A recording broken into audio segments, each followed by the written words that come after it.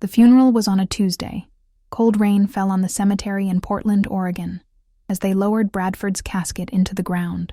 69 years old, and I was burying the man I'd loved for 47 years, the man who'd been my partner, my confidant, my reason for getting up every morning. I stood there in my black dress, holding an umbrella that did little against the relentless rain, watching my son Beckham stand on the other side of the grave. He was 45 years old, tall like his father, but with none of Bradford's warmth. His wife Briella stood next to him, her designer coat probably worth more than most people's monthly rent. Their 3 children, my grandchildren, were notably absent. Too young for funerals, Briella had said. They were 16, 14, and 12. The service was brief. Bradford had wanted it that way. No long speeches, no elaborate ceremonies, just a simple goodbye. But as the pastor spoke about eternal rest and heavenly peace, all I could think about was how empty the house would feel tonight, how quiet, how unbearably lonely. After the service, people came to offer condolences. Neighbors, friends from Bradford's work at the engineering firm where he'd spent 30 years, people from our church. They all said the same things. He was a good man. He's in a better place. If you need anything, just call. But Beckham didn't say anything. He stood apart, checking his phone, occasionally whispering to Briella. When I finally made my way over to him, he barely looked up. "Mom," he said, his tone flat. "We need to talk about practical matters soon."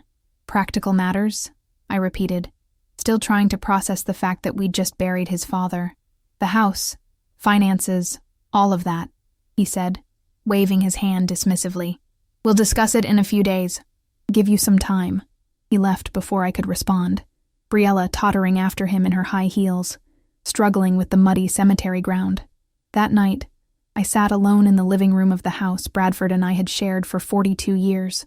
It was a modest 2-story in a quiet neighborhood, with a garden Bradford had lovingly maintained and a porch where we'd spent countless evenings watching the sunset. Every corner held a memory. The couch where we'd cuddled watching movies, the kitchen where we'd cooked together, the bedroom where we'd laughed and cried and made love and simply existed together. But now it was just me, and the silence was deafening. I went upstairs to our bedroom, my bedroom now, I supposed, and opened the drawer of Bradford's nightstand. Inside was the letter he'd written me 3 months ago, when the doctors told us the cancer was terminal. I'd read it a dozen times already, but I needed to read it again. My dearest Bernadette, if you're reading this, then I'm gone. I'm sorry I had to leave you. Sorry I couldn't stay for all the years we still had planned. But I need you to know that every day with you was a gift. I've made arrangements, provisions. You'll be taken care of, my love, better than you know. Check the safety deposit box at First National, box 247. The key is in my toolbox in the garage, inside the red tackle box. There are things Beckham doesn't know, things I've kept private because I wanted to protect you. I see how he looks at money, at possessions. I see the man he's become, and it breaks my heart. But I won't let him take advantage of you. Be strong, Bernie. You're stronger than you've ever given yourself credit for.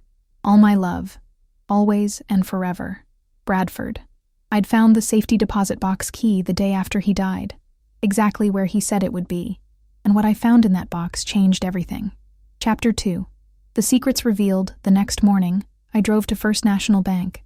My hands trembled as I handed the key to the bank employee, a young woman named Schuyler who offered me a sympathetic smile. "I'm so sorry for your loss, Mrs. Whitmore," she said.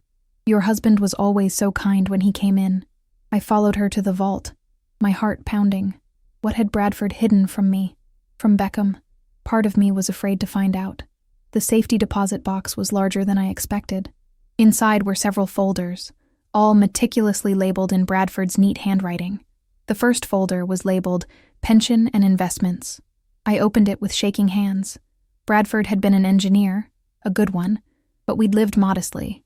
I knew he had a pension, but I assumed it was a standard retirement plan. I was wrong. The documents showed that Bradford had been receiving a pension of $12,000 a month for the past 4 years since he retired. $12,000. I'd had no idea. We'd continued to live on our savings and Social Security, and I'd never questioned it. Bradford had always handled the finances. But there was more. Investment accounts I didn't know existed. Stocks, bonds, mutual funds. The total value made my breath catch. $1.8 million. $1.8 million. We'd lived in the same modest house, driven the same old cars, shopped at the same budget grocery stores, and all the while, Bradford had been quietly building this nest egg. The second folder was labeled German property. My hands shook as I opened it. Inside were deeds, property documents, and photographs of a beautiful estate in Bavaria, near a town called Garmisch-Partenkirchen.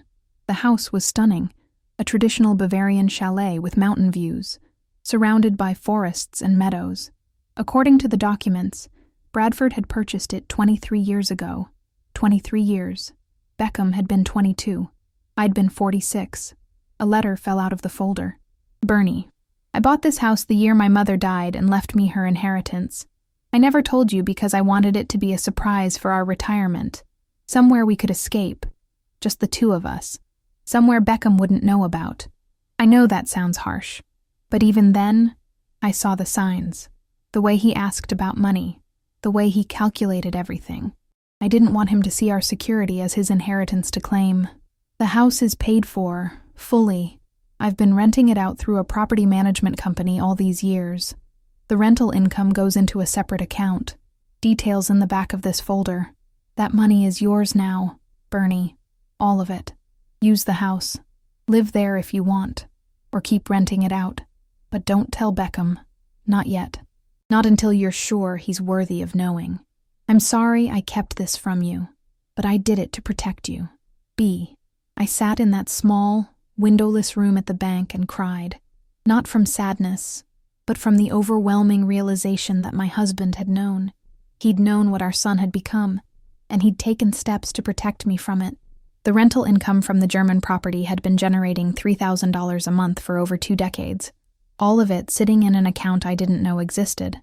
The account balance was now at $284,000. I was, by any reasonable measure, wealthy, and Beckham had no idea. The third folder contained Bradford's will and a letter to our attorney, Blakely Morrison, instructing him on exactly how to handle the estate. The house in Portland was to be sold, with the proceeds going to me. But, and this was crucial, Beckham was not to know about the German property or the investment accounts until after my death, unless I chose to tell him myself. Bradford had trusted Blakely completely. They'd been friends for 30 years. The letter made it clear that Blakely was to guide me, support me, and help me navigate whatever came next. I left the bank in a daze, carrying copies of everything. The originals went back in the safety deposit box, but I needed these papers. I needed to see them, to prove to myself that they were real. That night, I barely slept. I kept thinking about Bradford, about all the years we'd spent together, and about the fact that he'd been planning for this moment, planning to protect me from our own son. Chapter 3. The Cold Message. 4 days after the funeral, I was sitting in the kitchen having coffee when my phone buzzed. A text message from Beckham. Need to talk about the house. Can I come by tomorrow at 10? I stared at the message. Not, how are you doing, Mom? Not, I'm here if you need anything. Just business. I texted back. Tomorrow is fine. He arrived exactly at 10, alone. Briella wasn't with him, which surprised me. He walked in without hugging me, without asking how I was coping. He just sat down at the kitchen table and pulled out a folder. I've been looking into Dad's finances, he began without preamble. His pension stops now that he's gone, right? There's a survivor benefit, I said carefully. I'll receive a portion of it. How much? The question was sharp, demanding. Enough, I said. I wasn't ready to tell him the full truth. Something in his demeanor made me cautious. He frowned. Mom, I need specifics. How much is the pension? What other assets did Dad have? What's the value of this house? Why do you need to know all of this, Beckham? I asked, trying to keep my voice steady. Because I'm trying to help you, he said, but there was no warmth in his tone. You're 69 years old. You can't manage all of this alone. You'll need guidance, support. I've been managing our household finances for 47 years, I said, feeling a spark of anger. I think I can handle it. This house is too big for you now, he said, ignoring my comment. 3 bedrooms, 2 bathrooms, a yard to maintain. It's too much. You should sell it. Move into a senior living community. Something manageable. I just buried your father 4 days ago, I said, my voice cracking. And you want me to sell our home? I'm being practical, Beckham said, his tone defensive. This house is worth at least $600,000 in this market. You could sell it, invest the money, and live comfortably in a smaller place, maybe a nice apartment. And where would I go? I asked. There's a great retirement community in Beaverton, he said, pulling out a brochure. Willow Springs. They have studio apartments starting at $2,500 a month. Very affordable. I looked at the brochure. The apartments were tiny, barely 400 square feet. The thought of leaving this house, this home filled with memories, to live in a sterile box made me feel physically ill. I'm not ready to make any decisions about the house yet, I said firmly. Beckham's jaw tightened. Mom, you're not thinking clearly. Grief is clouding your judgment. I'm trying to help you here. I don't need that kind of help, I said, my voice harder now. This is my home, mine and your father's. I'm not selling it. He stood up abruptly. Fine, but you're making a mistake. When you can't afford the upkeep, when the property taxes become too much, don't say I didn't warn you. He left without saying goodbye. I sat at the kitchen table, shaking. This was my son, the boy I'd carried for 9 months, raised, loved unconditionally, the boy I'd sacrificed for, worked 2 jobs to put through college, and this was how he spoke to me a week after his father died. That evening, I called Blakely Morrison. He answered on the second ring. Bernadette, he said warmly, I've been thinking about you. How are you holding up? Not well, I admitted. Beckham came by today. He wants me to sell the house. There was a long pause. Bradford warned me this might happen. Did he? I asked, though I wasn't surprised. He loved Beckham, Blakely said carefully, but he wasn't blind to his faults. He saw how money changed him, especially after he married Briella. Her family is wealthy, and I think Beckham feels he has to compete, to prove he's worthy of them. At my expense? I asked bitterly. Bradford made sure that wouldn't happen, Blakely said. You've been to the safety deposit box. Yes. Then you know you're protected. You have options, resources. Don't let Beckham pressure you into anything. He doesn't know about the German property, I said, or the investments. And he doesn't need to know, Blakely said firmly. Not until you decide he's earned that knowledge. Bradford was very clear about that. We talked for another hour. Blakely explained the legal protections Bradford had put in place, the trusts, the accounts that were solely in my name. I was Kenyat for the first time in my life, completely financially independent and secure, but that security came at a cost. The knowledge that my husband had felt it necessary to hide assets from our own son, the realization that Beckham saw me as a burden, an inconvenience, rather than his mother who needed support and love. Chapter 4. The Confrontation. 2 weeks passed. Beckham called every few days, always with the same message. Have you thought about selling the house? Each time, I deflected, changed the subject, ended the call quickly, but I was making plans. I'd contacted the property management company in Germany, a firm called Bergman Properties. They'd been handling the Bavarian estate for Bradford for over 20 years. The current tenant's lease was ending in 2 months, and they asked if I wanted to renew it or have the property vacant. Vacant, I told them. I wanted to see this place Bradford had kept secret, wanted to understand why he'd chosen it, what it meant to him. I booked a flight to Munich for 6 weeks out, giving myself time to settle some affairs and prepare. I'd never been to Germany. Bradford and I had always talked about traveling after he retired, but the cancer came too quickly. Beckham came by again on a Friday afternoon. This time, Briella was with him. She swept into my house like she owned it, her expensive perfume overwhelming the space. Bernadette, she said, her tone saccharine. How are you coping, you poor thing? I bit back my initial response. I'm managing. We're worried about you, she continued, settling onto my couch. This big house, all alone. It can't be healthy. Beckham jumped in. That's why we're here, Mom. We've been thinking about your situation, and we have a solution. My situation, I repeated. We want to buy the house, Beckham said. That way you don't have to deal with realtors, staging, all of that stress. We'll give you a fair price, and you can move somewhere smaller, more appropriate. Appropriate. The word felt like an insult. For a woman your age, Briella said with a tight smile, you need somewhere with less maintenance. Somewhere safe. I'm 69, not 90, I said coldly. And this is my home. It's too much house for one person, Beckham insisted. Be reasonable, Mom. Did you know your father and I bought this house 42 years ago? I asked suddenly. We paid $78,000 for it. Your father had just gotten his engineering job. I was pregnant with you. We painted every room ourselves, built the deck in the backyard, planted every tree in that garden. That's lovely, Briella said with obvious impatience. But nostalgia isn't practical. Practical, I repeated. You want to talk about practical? Let's talk about what's really happening here. You want me to sell my home so you can have the money. That's what this is about. That's not fair, Beckham said, but he wouldn't meet my eyes. Isn't it? I challenged. You haven't asked me once how I'm doing emotionally. You haven't asked if I need company, or support, or just someone to sit with me while I grieve. All you've asked about is money and this house. We have 3 kids to think about, Briella said defensively. College tuitions, expenses. Your son is trying to plan for his family's future by selling his grieving mother's home out from under her. I asked. The room fell silent. Beckham's face was red, whether from anger or shame, I couldn't tell.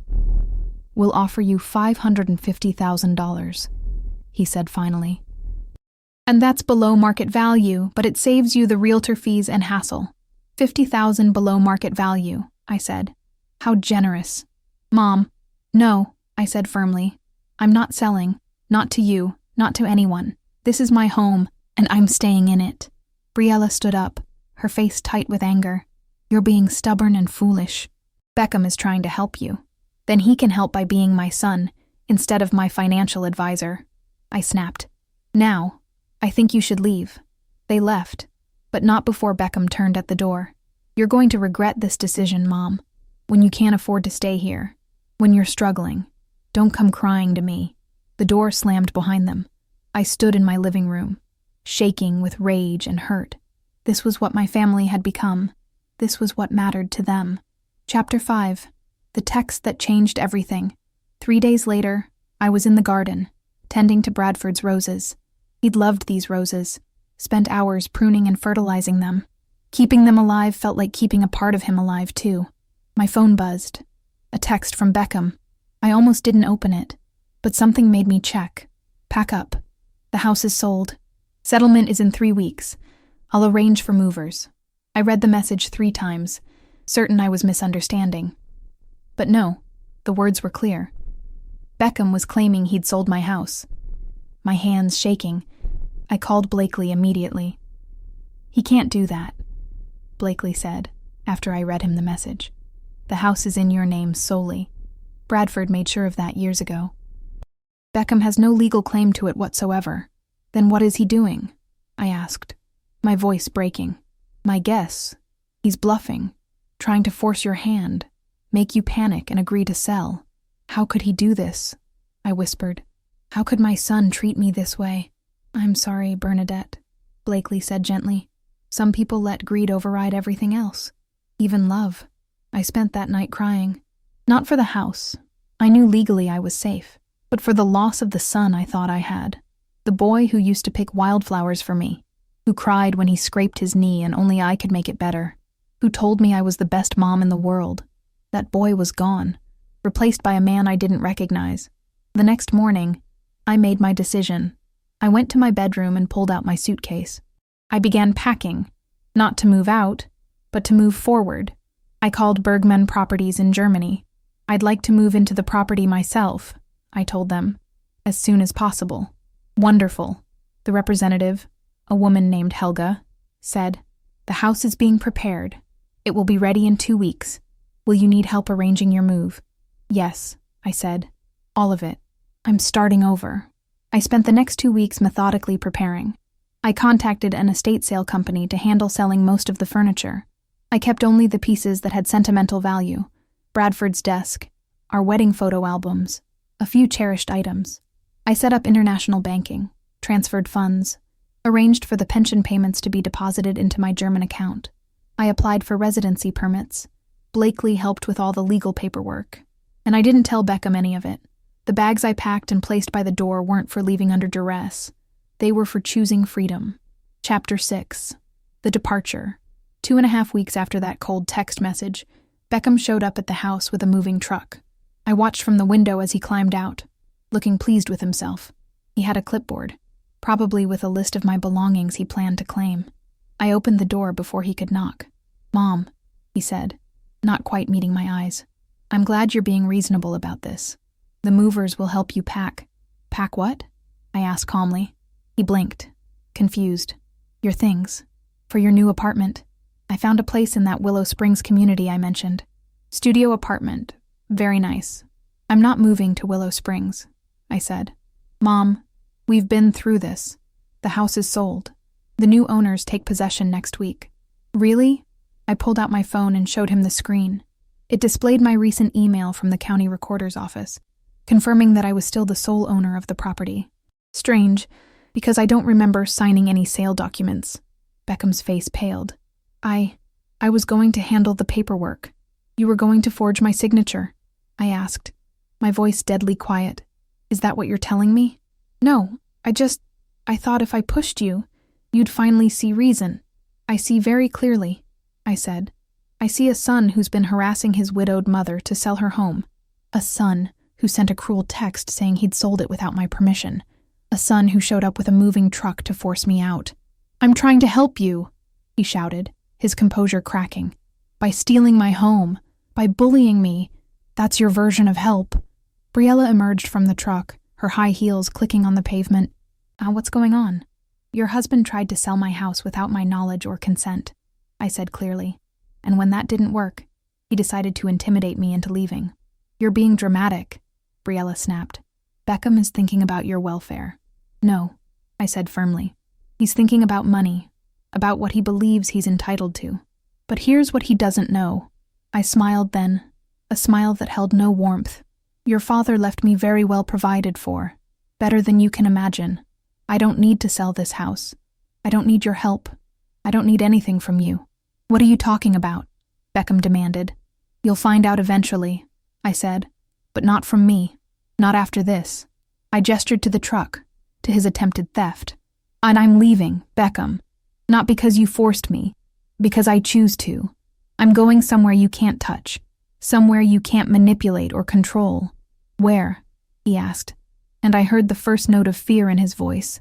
"Somewhere your father prepared for me," I said. "Somewhere he made sure would always be mine, no matter what you tried to do." I walked to my car, parked in the driveway. The suitcases were already loaded. I'd shipped the important boxes to Germany weeks ago. "Mom, wait," Beckham called. "You can't just leave." "Watch me," I said, getting into the driver's seat. "What about the house?" he shouted. "You can't just leave it empty." "It's not going to be empty," I called back. "I'm renting it out. The tenants move in next month. The rental income will be nice supplemental funds." His face went purple with rage. "You can't do that. It's my house," I said simply. "I can do whatever I want with it. Goodbye, Beckham. Maybe someday you'll understand what you've lost, but today isn't that day." I drove away, watching him in the rearview mirror. He stood in the driveway, Briella beside him, both of them stunned. I didn't cry. I'd done all my crying. This was liberation. Chapter 7. The Journey to Truth. The flight from Portland to Munich was long, over 10 hours. I sat in my window seat, watching America disappear beneath the clouds, and thought about everything that had led to this moment. I'd been a good mother. I knew that. I'd sacrificed so much for Beckham, worked 2 jobs to afford his college, gone without so I could give him advantages, supported him through every phase of his life. But somewhere along the way, he'd learned to value things more than people, money more than love. Had I enabled that? Had Bradford and I given him too much, made life too easy? These questions haunted me as we flew over the Atlantic. The woman next to me, probably in her 70s, noticed my tears. "First time to Germany?" she asked kindly. "Yes," I said. "I'm starting over. At our age, that takes courage," she said. "What's waiting for you there?" "A house my late husband bought without telling me," I said. "A new life I didn't plan. A chance to figure out who I am when I'm not someone's mother or wife." She smiled. "Then this is an adventure, not an ending." I like that. An adventure. We landed in Munich in the early morning. Helga from Bergman Properties had arranged for a driver to pick me up. He was a kind man named Werner, probably in his 60s, who spoke excellent English.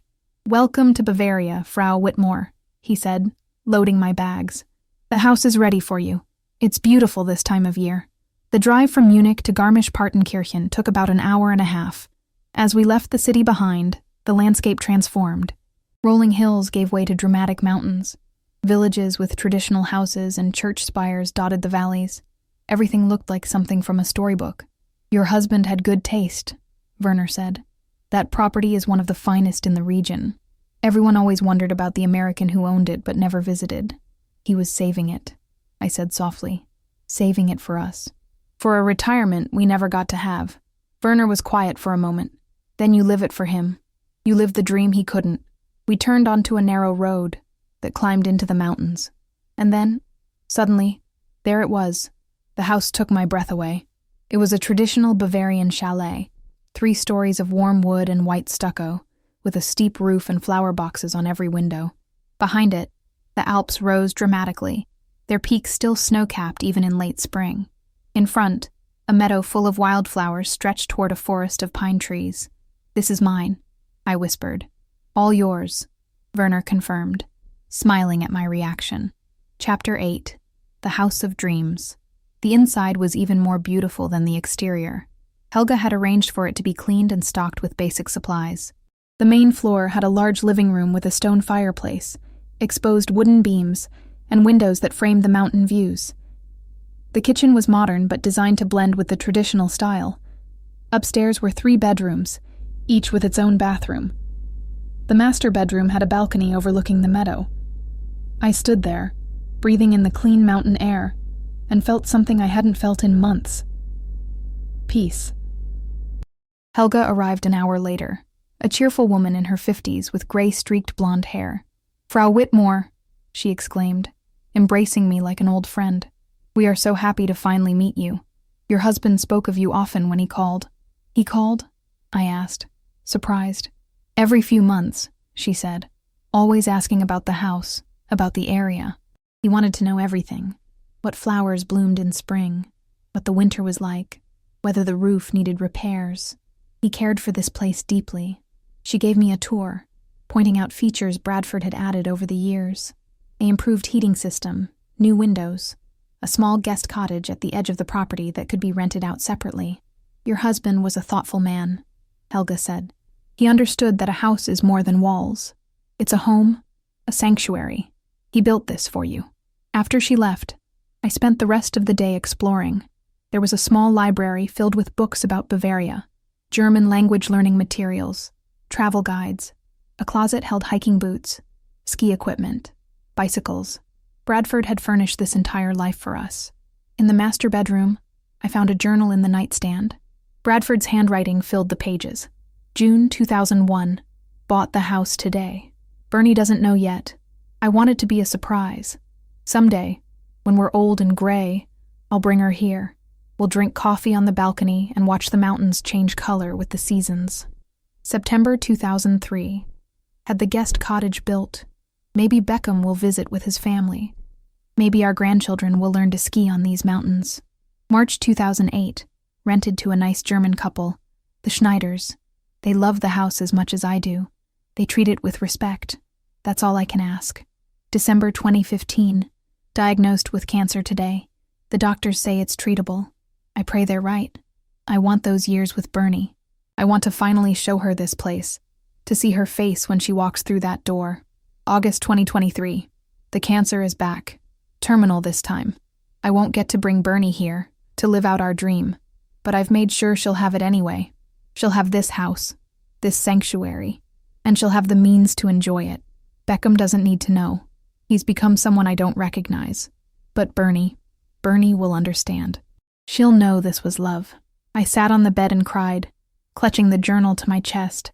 Bradford had poured his heart into this place, into this dream he'd never gotten to live, and now it was mine to carry forward. That night, I called Blakely. "I'm here," I told him. "In Germany. In the house Bradford kept secret. How is it?" he asked. "Perfect," I said. "Heartbreaking and perfect." He planned every detail, Blakely. He knew exactly what he was doing. He loved you very much, Blakely said gently, and he wanted to protect you. From Beckham, from financial worry, from being alone. This was his final gift. Has Beckham called you? I asked. 3 times a day, Blakely said with a sigh, demanding to know where you are, what assets Bradford left, why he can't access any information. I've told him nothing, just as Bradford instructed. Good, I said firmly. Let him wonder. Let him realize he can't control everything. Chapter 9. Finding myself. The first few weeks in Germany were challenging. The language barrier, the cultural differences, the simple logistics of setting up a life in a foreign country.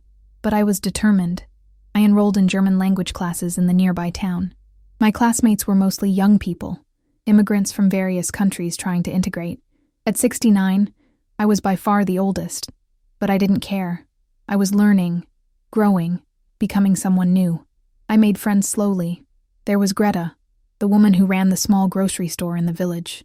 She spoke some English and was patient with my terrible German.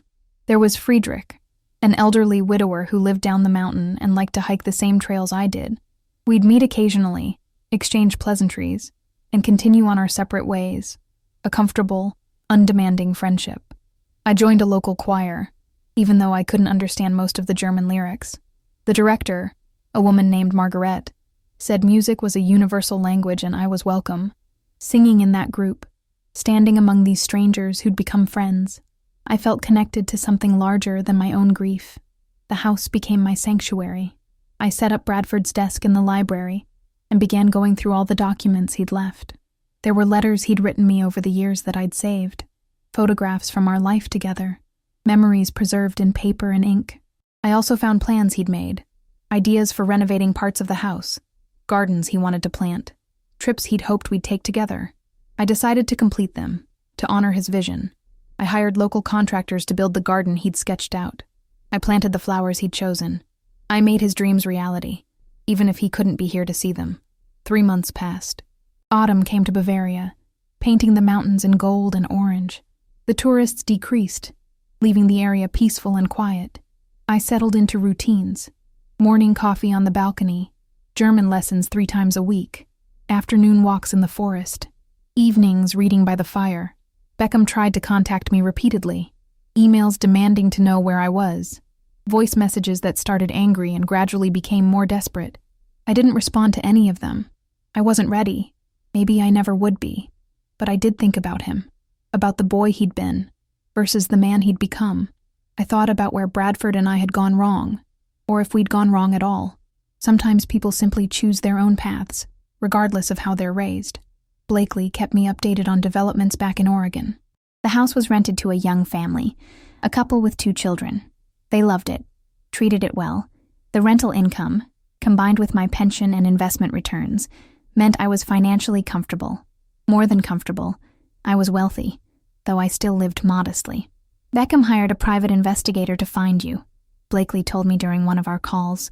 Did he find anything? I asked. No. I made sure the German property was buried under layers of corporations and trusts, just as Bradford instructed. To any outside observer, it doesn't exist in connection with your name.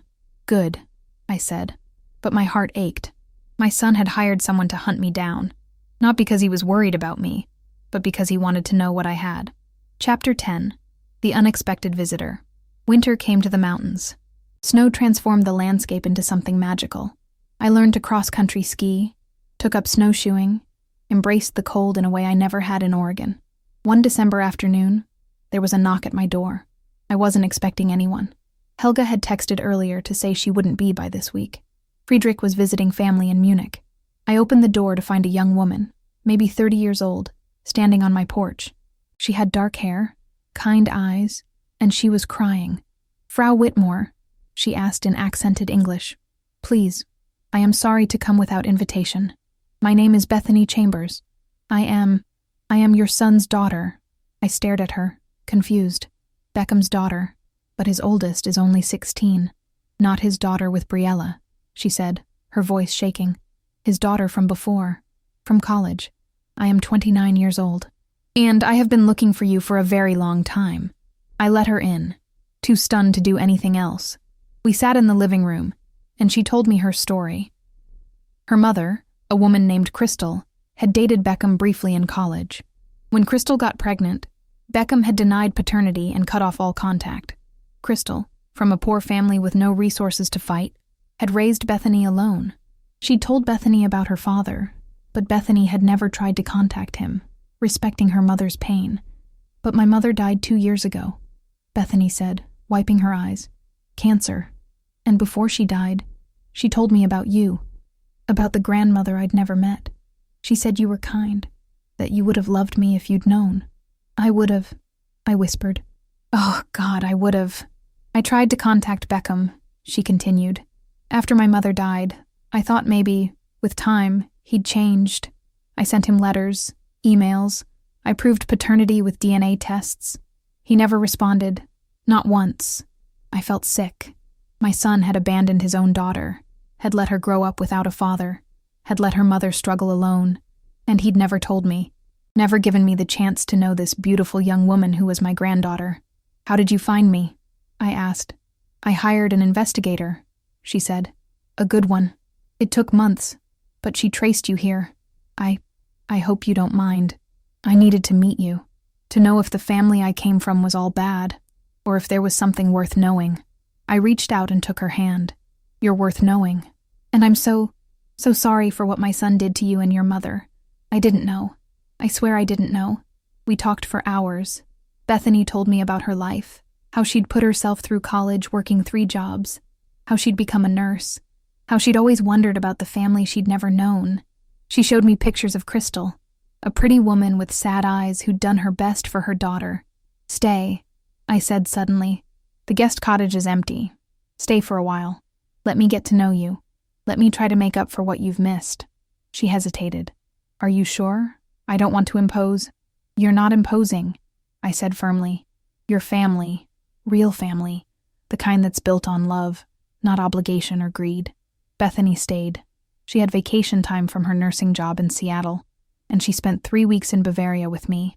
We cooked together, skied together, talked late into the night about everything. Her life, mine, Bradford, the dreams we'd both lost and found.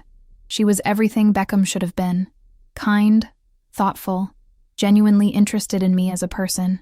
She asked about Bradford, listened to my stories, laughed and cried with me. "He would have loved you," I told her one night as we sat by the fire. "Your grandfather. He would have been so proud of who you've become." "I wish I could have met him," she said wistfully. "Me too," I said. "But I think, in a way, he led you here. He built this sanctuary, this place where I could heal and start over. And now it's brought us together." When Bethany left to return to Seattle, we made plans for her to come back in the spring.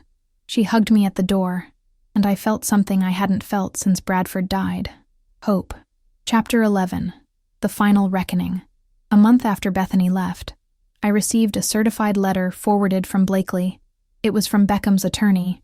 The letter claimed that I had abandoned my family responsibilities, that I was mentally incompetent to handle my own affairs, and that Beckham was seeking legal guardianship over me and my assets. I called Blakely immediately. "They're desperate," he said, after reading the letter to me. "Beckham has gone through the money from Briella's family. They're in debt. He needs your assets to survive." "Can he do this?" I asked, fear creeping into my voice. "Can he take control?" "Not a chance," Blakely said firmly. "You're of sound mind, you're managing your affairs perfectly, and you're living exactly as you choose. I'll file a response that will shut this down immediately. But Bernadette, you need to understand. Beckham isn't going to stop. He's convinced himself that he's entitled to everything Bradford left. Then maybe it's time we told him the truth," I said. "All of it." Blakely arranged a video conference for the following week. Beckham or Briella, their attorney, Blakely, and me. I set up my laptop in the library, the mountains visible through the window behind me. When the call connected, Beckham's face appeared on screen. He looked terrible, gaunt, stressed, older than his 45 years. "Where are you?" he demanded immediately. "What is that behind you?" "This is my home," I said calmly. "In Bavaria, Germany." "Germany?" Briella's shrill voice came from off-screen. You're living in Germany." "I am," I confirmed.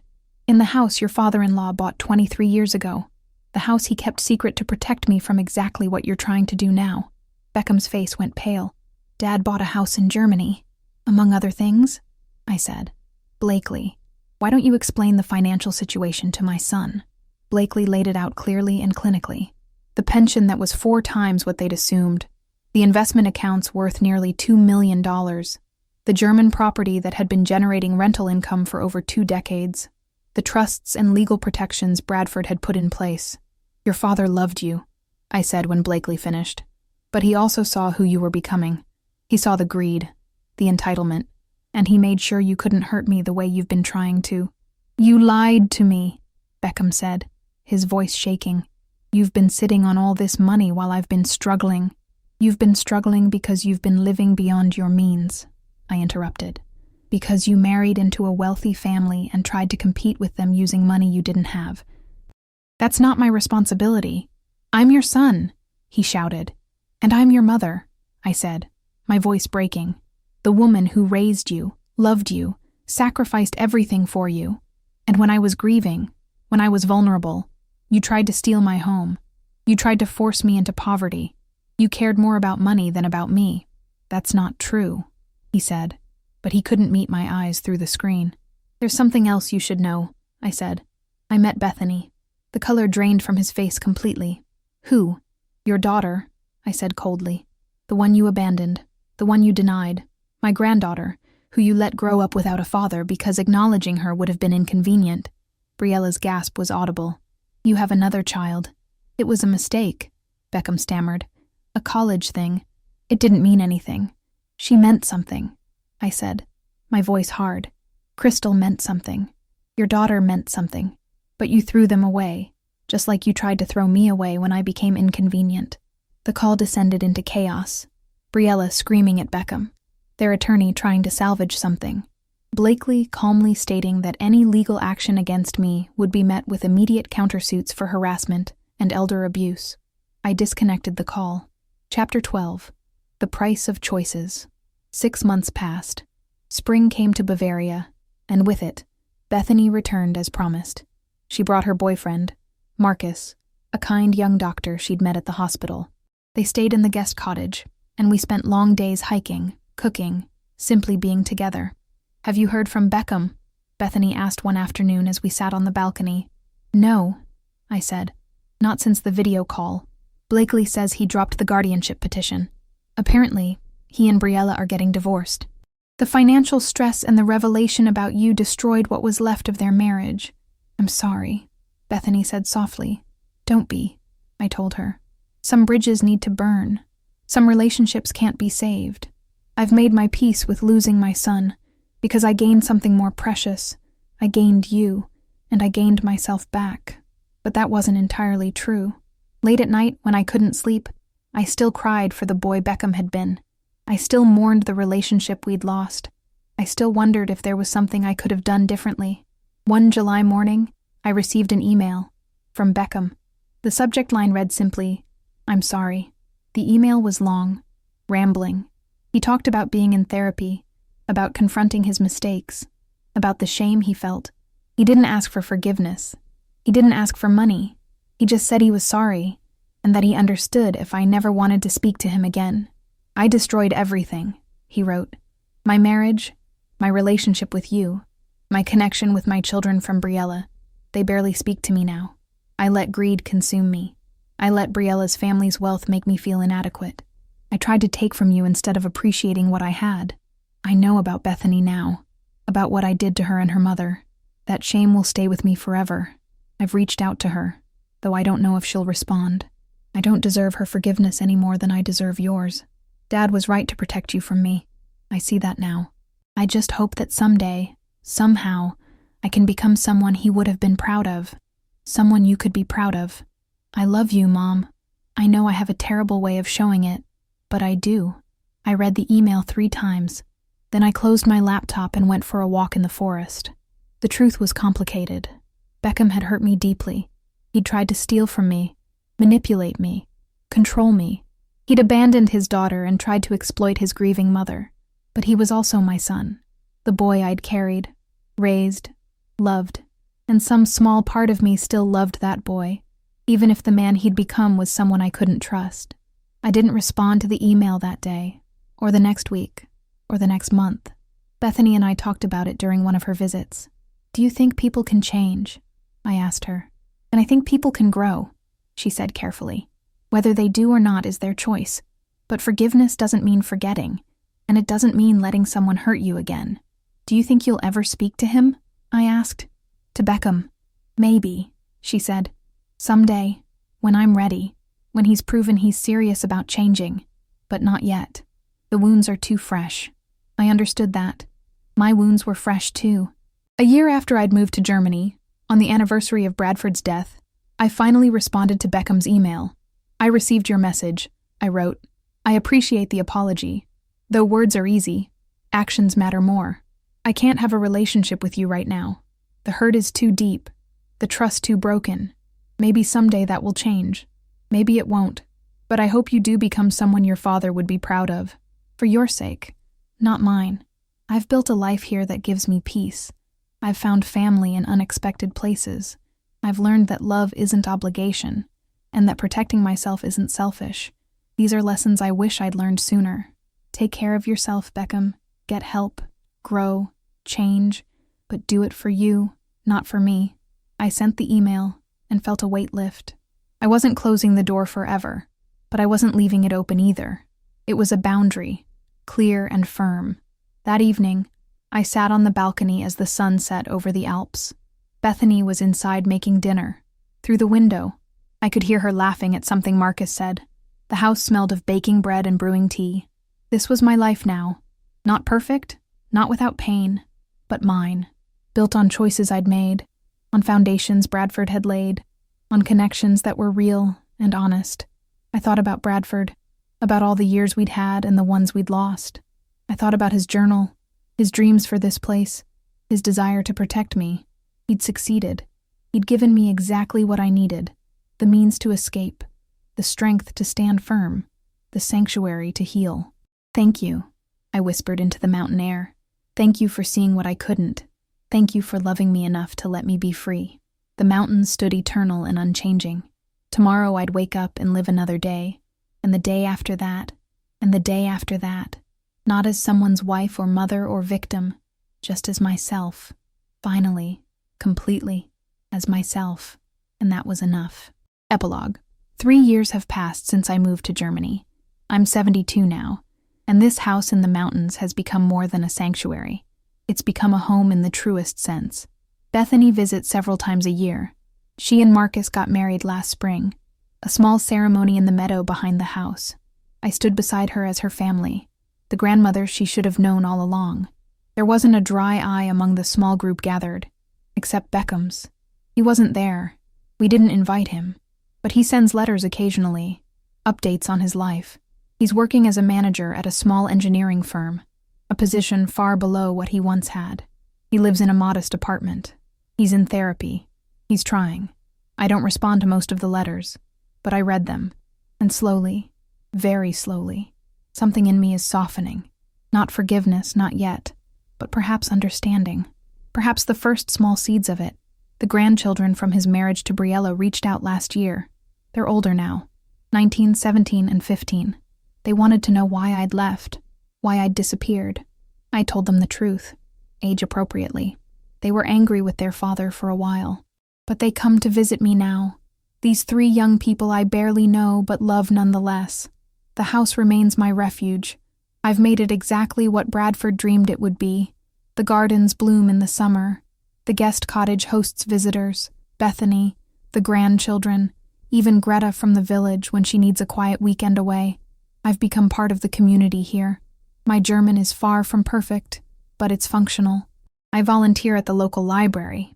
I help organize the annual village festival. I'm known as Die Amerikanerin, the American, but with affection rather than otherness. Some nights, I still look at Bradford's journal, still read his hopes and dreams. He didn't get to live them, but I'm living them for both of us. And I hope, he'd be proud of the choices I've made. The money he left me has been used well. Bethany's nursing school loans are paid off. I've established a scholarship fund for single mothers pursuing education.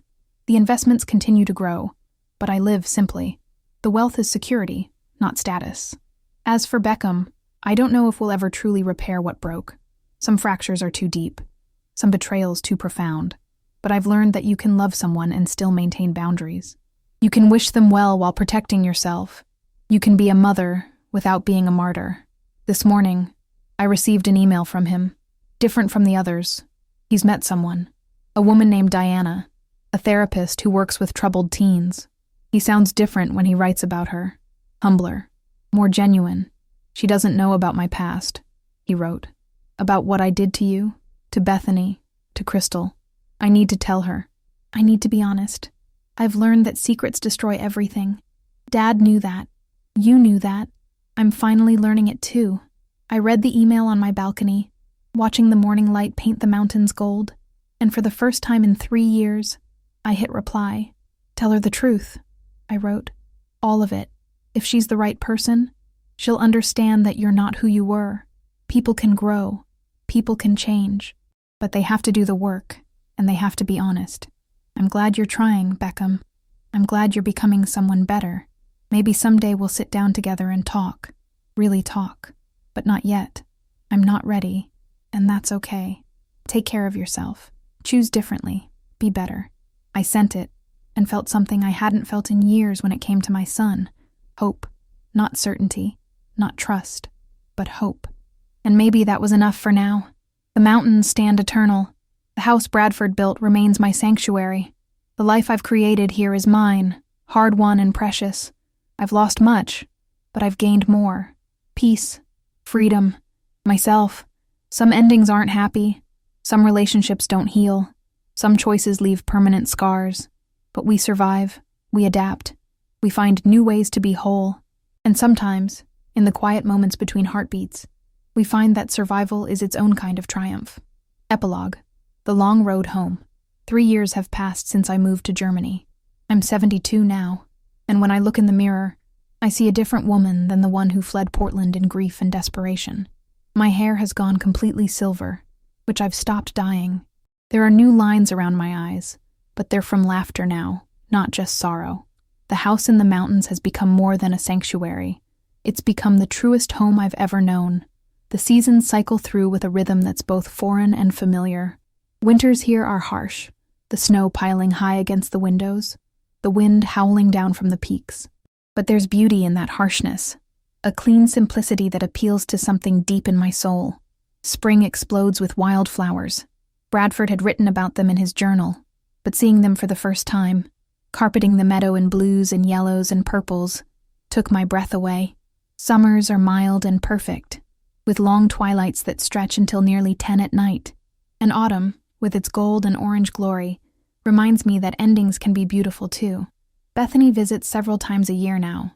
She and Marcus got married last spring, a small ceremony in the meadow behind the house with the Alps as witness. I stood beside her as her family, the grandmother she should have known all along. We'd hired a local pastor, a kind man named Father Johannes, who spoke the ceremony in both German and English. Greta from the village came, and Friedrich, and Helga from the property management company. Margaret from the choir brought her entire family. There were maybe 30 people total, but it felt full. It felt right. I wore a dress the color of the mountain sky at dusk, a soft periwinkle that Bethany had helped me choose.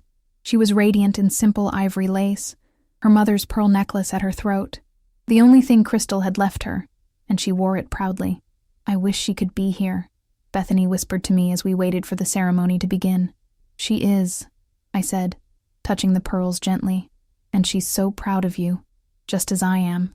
Marcus is a good man, the kind of solid, dependable person Crystal would have chosen for her daughter if she'd had the chance. He's a pediatrician, gentle with children and with Bethany.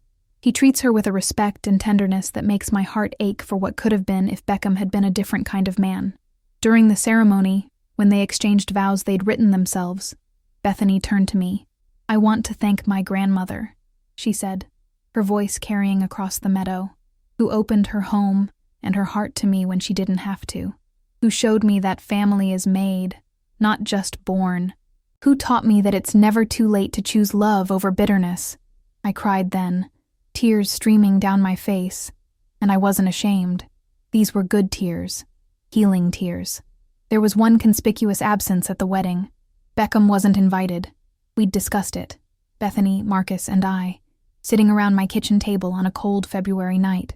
"I don't know if I'm ready to see him," Bethany had said. "A part of me wants to give him a chance, but part of me is still so angry about what he did to my mother, to me, to you. It's your wedding," I'd told her. "You invite whoever will make the day joyful for you. This isn't about him, or me, or old wounds. It's about you and Marcus starting your life together. I want it to be a day without complications," she'd said finally. "Without watching you and him navigate around each other. Without wondering if he's sincere or just performing. I want it to be pure." So it was. Pure and perfect, and untouched by the shadows of the past. But Beckham knew about the wedding. I'd sent him a brief email informing him, feeling it was the right thing to do even if he wasn't invited. His response came 2 days later. "I understand," he wrote. "I don't deserve to be there. I'm glad Bethany found you. I'm glad she has the grandmother I kept from her. Congratulations to them both. I hope they're very happy." There was no bitterness in the message, no manipulation, just acceptance. And that surprised me more than I wanted to admit. The grandchildren from Beckham's marriage to Briella have become regular visitors. Brighton, the oldest at 19, came first. She showed up unannounced one autumn afternoon during her gap year before college, having hitchhiked and taken trains across Europe to find me. "Grandma Bernadette," she'd said when I opened the door, her voice uncertain. "I don't know if you remember me. I'm Brighton, your granddaughter." I'd pulled her into my arms without hesitation. "Of course I remember you. You were 3 years old the last time I saw you. You had pigtails and you loved strawberries." She'd started crying then, and I'd held her on my porch while she sobbed out 3 years of confusion and pain. Her parents' divorce had been bitter. The revelation about Bethany had shattered what she thought she knew about her family. She'd felt abandoned by me, angry at Beckham, lost in the wreckage of it all. "Why did you leave without saying goodbye?" she asked, once she'd calmed down enough to talk. We went inside, and I made tea, Earl Grey, which I'd learned she loved from her Instagram posts that I'd been quietly following for years. And then I told her the truth, all of it, how her father had tried to force me to sell my home, how he'd sent that cold text claiming the house was sold, how the family Davila Montero, no, wrong story, how Beckham and Briella had seen me as an inconvenience rather than a grieving widow who needed support. "I didn't leave you," I told her. "I left a situation that was destroying me, but I should have found a way to stay connected to you, to let you know you mattered to me. That was my failure, and I'm sorry for it." Brighton stayed for 2 weeks, sleeping in the guest cottage, hiking the mountains with me, learning to make German pastries from Greta. We talked for hours about everything: her anger at her father, her confusion about her future, her grief over her parents, divorce. "Dad's different now," she told me one evening. "Smaller somehow, humbler. He lives in this tiny apartment and works this normal job. It's weird seeing him like that after years of him being all about status and money." "Do you think he's changed?" I asked. "Or just adapting to circumstances?" "I don't know," she admitted. "Maybe both. He's in therapy. He talks about things differently, but I don't know if I can trust it. He hurt so many people." "You don't have to trust him," I said. "But you can love someone and still protect yourself from them. You can wish them well from a distance. There's no rule that says you have to let someone back into your life just because they're family." "Is that what you're doing?" she asked. "Loving him from a distance?" "I suppose it is," I said. "I'm his mother. I'll always love the boy he was, but I can't have a relationship with the man he became. Maybe someday that will change. Maybe it won't." Brighton returned to the States at the end of her visit, but we stayed in close contact. She started college at Portland State, studying social work. "I want to help people," she told me, "especially kids in difficult family situations. I want to be the support I wish I'd had." Her brother Brennan came the following summer. He was 17, sullen and angry in the way teenage boys often are. He didn't want to be here. He made that clear. His mother had forced him to come, to reconnect with family. "I don't even know you," he said bluntly on his first day. "You left when I was 14. You didn't even care enough to say goodbye." His anger was harder to navigate than Brighton's sadness had been. We clashed constantly those first few days. He criticized everything: the house, the food, the lack of Wi-Fi in the mountains, the boring village with nothing for teenagers to do. But slowly, grudgingly, he began to soften. It happened on a hike, actually. We'd gone up into the higher elevations, and Brennan, who'd been on his phone whenever he could get service, suddenly looked up and really saw the mountains for the first time. "This is incredible," he breathed, his teenage cynicism dropping away for a moment. "It is," I agreed. "Your grandfather bought this property because of views like this. He wanted us to have somewhere beautiful to grow old together. But he died before you could," Brennan said. "Yes, but I'm here now, living the dream for both of us." We sat on a rock outcropping, looking down at the valley below, and Brennan asked, "Why did you really leave, Grandma? I've heard Dad's version and Mom's version, but what's yours?" So I told him. The same truth I'd told Brighton, but tailored to what a 17-year-old boy could understand. I didn't villainize his father, but I didn't sugarcoat what had happened either. "That's messed up," Brennan said when I finished. "I knew things were bad between you and Dad, but I didn't know he'd tried to steal your house. People do terrible things when they're desperate," I said. "Your father was drowning in debt, trying to maintain a lifestyle he couldn't afford. That doesn't excuse what he did, but it explains it." "Is that why he and Mom split up?" Brennan asked. "And the money stuff?" "Partly," I said carefully, "but also because your mother found out about Bethany, about the daughter your father had abandoned. That betrayal was too much for her." Brennan was quiet for a long time. Then, "I have a half-sister I've never met." "You do, and she's wonderful, kind, strong, accomplished. She's a nurse. She's married to a good man, and she'd probably like to meet you, if you're interested." "Maybe," he said. "That's a lot to process." Brennan stayed for 3 weeks. By the end, he was teaching me how to use Instagram properly, and I was teaching him how to make apple strudel. He left with a promise to return, and he has, twice so far, each visit a little easier, a little more open. The youngest grandchild, Bellamy, came last. She's 15 now, caught in that awkward stage between childhood and adulthood. She came during her spring break, nervous and shy, unsure of her place in this complicated family dynamic. "I remember you a little," she told me, "from when I was small. You used to bring me books, picture books about animals. You loved elephants," I said, smiling at the memory. "Every book had to have an elephant in it or you wouldn't read it." "I still love elephants," she admitted with a small smile. Bellamy was easier in some ways than her siblings had been. She wasn't angry like Brennan or heartbroken like Brighton. She was just confused, trying to understand how the family she'd known had splintered so completely. We spent her visit quietly, baking, reading, taking gentle walks. She met Bethany, who came up for a weekend, and I watched the two half-sisters navigate their first meeting with a mixture of awkwardness and genuine curiosity. "You're really pretty," Bellamy told Bethany shyly. "You look a little like Dad." "So do you," Bethany said kindly. "And you have his intelligence in your eyes. I've seen pictures of him when he was young. You look like those photos." They didn't become instant best friends, but they exchanged phone numbers and social media information. It was a start. Through all of these visits, one person remained conspicuously absent: Beckham himself. He sent letters occasionally, more frequently as time went on. Updates on his life, written in a tone that was increasingly humble, increasingly self-aware. The letters piled up in a drawer in my desk. I read each one, sometimes multiple times, but I didn't respond to most of them. I wasn't ready. The wound was still too fresh, the trust too shattered. But then, about 6 months ago, something shifted. Beckham sent an email. He'd learned I responded better to emails than letters, with a subject line that read simply, "I need to tell you something important." I almost didn't open it, almost deleted it, but curiosity won out. "Mom," it began, "I've met someone. Her name is Diana Cordova. She's a therapist who works with at-risk teenagers. We met at a community center where I've been volunteering, trying to give back, trying to do something meaningful with my life. She doesn't know about my past yet, about what I did to you, to Bethany, to Crystal, about the kind of person I was. I've been too ashamed to tell her, but I know I have to. I know that secrets destroy everything. Dad knew that. You knew that. and I'm finally learning it too. She's the first person since Briella who's made me feel like maybe I could be someone worth knowing. But I can't build anything real with her if it's based on lies or omissions.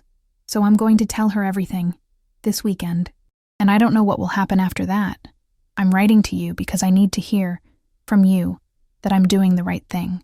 That honesty matters more than comfort. You always knew that. Dad always knew that. I need to know it too. I love you, Mom. I know I destroyed any right to say that, but it's true. And I hope you're happy in that house Dad built for you. I hope you've found peace. I stared at that email for a long time, read it 3 times, 4 times, and then, for the first time in 3 years, I hit reply. Tell her the truth, I wrote. All of it. Every terrible thing you did. Every mistake you made. If she's the right person, she'll understand that you're not who you were. People can grow. People can change. But only if they're willing to face what they've done and take responsibility for it. Your father believed in redemption. He believed people could become better than their worst moments. I'm trying to believe that too. I'm glad you're trying, Beckham. I'm glad you're volunteering. That you're building a life based on something other than money and status. That's the man your father wanted you to be. Maybe someday we'll sit down together and talk. Really talk. I don't know when that will be. I'm not ready yet, and I won't pretend I am. But I'm not closing the door completely. I'm just asking for time.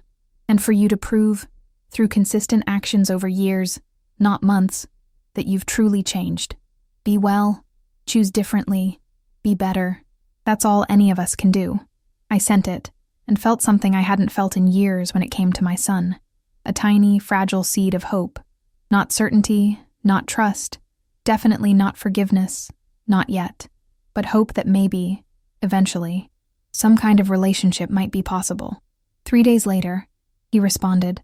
I told Diana everything. Sat her down and confessed it all. Abandoning Bethany and Crystal, trying to steal your house, the financial disasters, the failed marriage, every ugly detail. I thought she'd leave. I was prepared for her to leave. She didn't.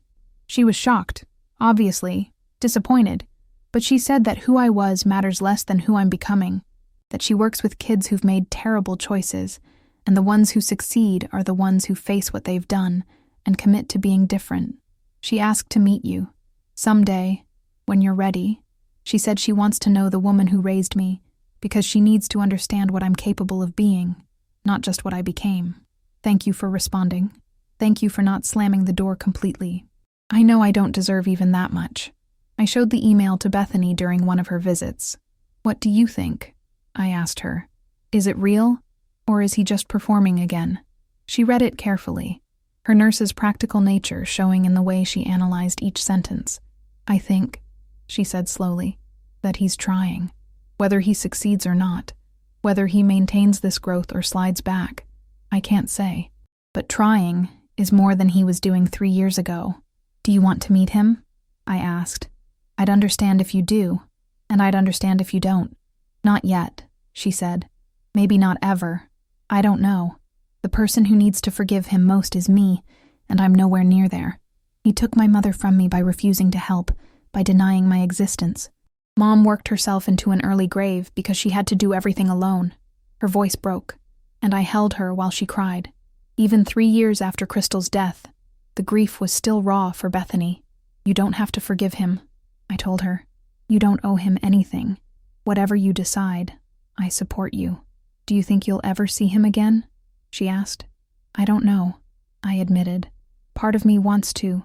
The mother part that remembers the little boy who used to pick dandelions for me. But the woman who lived through what he did to me, she's not ready. Maybe she never will be. The house has become a hub of sorts over these 3 years. Not just for family, but for friends. Greta from the village comes up regularly for coffee and gossip. Friedrich and I still hike together, though both of us are slower now, more careful on the rocky trails. Margaret from the choir brings her grandchildren sometimes, and the meadow fills with children's laughter. I've become part of the community here in ways I never expected. When the village church needed funds for repairs, I quietly donated. When the local school needed computers, I made sure they got them. I don't do it for recognition. In fact, I insist on anonymity. I do it because this place has given me a home when I desperately needed one. and I want to give back. My German has improved dramatically, though I'll never be fluent. I can navigate daily life, have basic conversations, understand about 70% of what I hear. The accent still trips me up sometimes, and complex grammatical structures remain a mystery, but I manage. I volunteer at the local library 3 mornings a week, shelving books and helping with the children's reading program. The head librarian, a woman named Constanza, has become a close friend. She's a widow too. Her husband lost to a heart attack 5 years ago. We understand each other's grief without needing to explain it. "Do you ever think about going back?" she asked me once. "To America? To your old life?" "Never," I said without hesitation. "That life is over. This is my life now. No regrets." I thought about that. Plenty of regrets. I regret that my marriage with Bradford ended too soon. I regret that I didn't know about Bethany until Crystal was already dead. I regret that my relationship with Beckham deteriorated so completely. But coming here, living in this house, that I don't regret at all. The financial aspects of my life have stabilized beautifully. The Portland house remains rented to the same family, who take excellent care of it. The rental income, combined with Bradford's pension and the returns on the investments, means I'm more than comfortable. I live modestly. I've never been one for extravagance, but I don't worry about money the way I did for so much of my life.